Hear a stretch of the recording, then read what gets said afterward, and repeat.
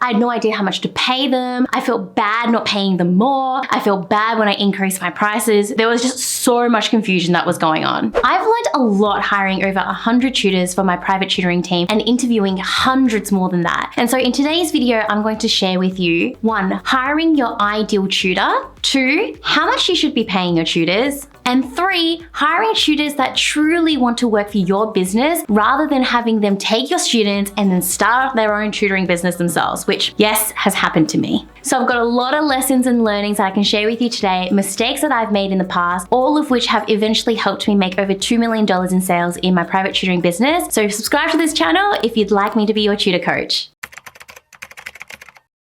In the past, I've talked about your ideal student persona. Someone who is motivated and engaged is someone that you want as a student, rather than someone who keeps canceling last minute and only wants to show up because they want you to do their homework for them. In the same vein, you want to think about your tutors and hiring your ideal tutor persona as well. It's not very much different like students. When it comes to tutors, you want to avoid those tutors who look like they're really motivated and interested from the get-go, but actually once they sign up with you, or maybe after a few months, they start to be very unmotivated in their tutoring. They're the ones that are rescheduling the sessions, or they're the ones that are canceling the sessions because they have other priorities in their life and tutoring is not their top priority. When this happens with tutors, and believe me, it does happen, you start to get students who then start to complain about them. So my tutor is rescheduling too often, my tutor is canceling sessions, I can't seem to get any tutoring sessions in even though I want to. That creates even more admin for you because you need to potentially reassign them, the tutor, or if you want them to stick with that tutor, it's really about retraining that tutor, talking to them, making sure that the expectations you have of them are communicated clearly to them. And if we look at this from a bigger picture business perspective, it means that you're also losing revenue. You're not making money for any of the sessions that haven't happened. And so instead of these type of tutors, you want to hire tutors who are going to be motivated, who are going to be consistent, who are dedicated to their work, who are interested and passionate in what they do. When that happens, that feeds into your student experience. They have a good student experience, then they start to share word of mouth about your business. And you can see that it's a positive cycle.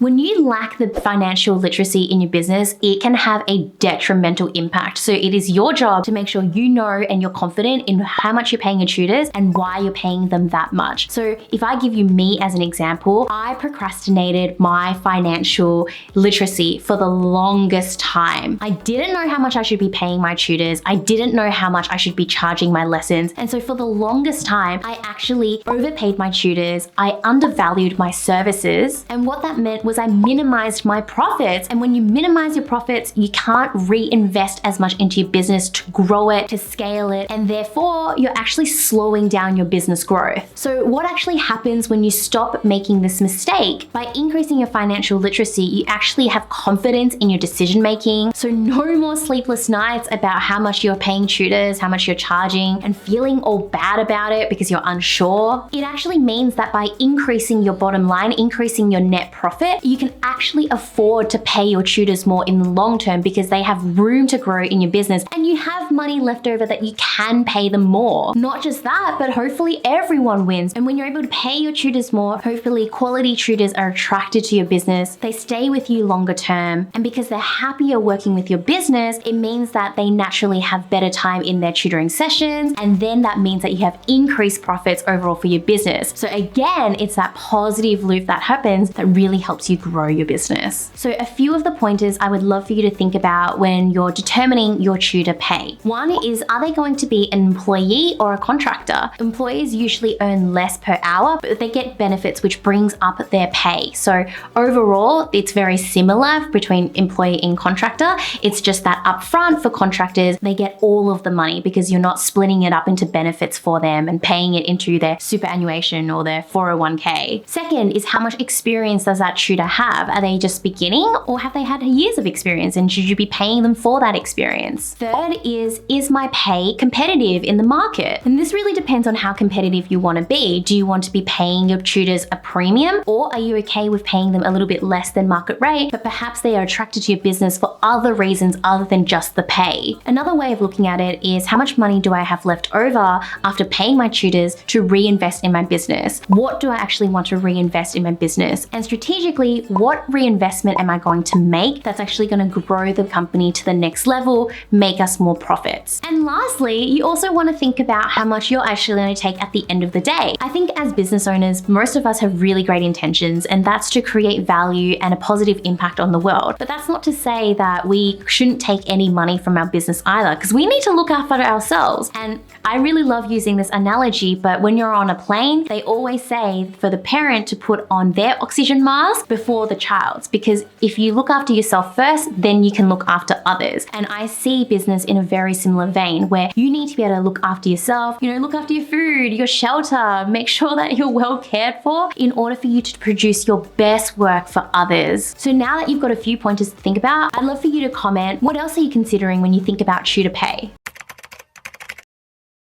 So a lot of the coaching clients I work with who are tutoring business owners will often ask me, why would someone want to work for me? And I love this question because it's the same question I used to ask myself. And I used to feel really guilty actually having people work for me because I just didn't understand why. I knew for myself as someone who was quite entrepreneurial that I didn't want to work for anybody else. I wanted to work for myself. And so over time, I've come to realize that not everyone has that same entrepreneurial mindset that you have. You may be a go-getter who just wants to get out there, get as many students as you can, really build up a business. But there are a lot of tutors out there who mainly just have a passion for teaching, and that's all they want to do. They don't like the idea of seeking out students on their own. They don't like the idea of chasing up invoices, which you're gonna have to do. They don't like the idea of needing to deal with difficult customers because you can do that for them. And so there is definitely value in a tutor coming to work for your business if you create the environment for it. So I created this Instagram post a while ago on all the different ways that I build my own company culture and how I support my tutors. Now, as you're starting out, you don't need to do all of these things. I think it's a little bit too much, to be honest. These are all things that I slowly implemented over time as I understood my tutors more, as they told me what they wanted more from us as a business, and as we figured out what really worked for us as a company. I guarantee you that when you start focusing on some of these aspects, rather than seeing your tutors as just a head count, just a number, then you're going to create a really thriving business that's successful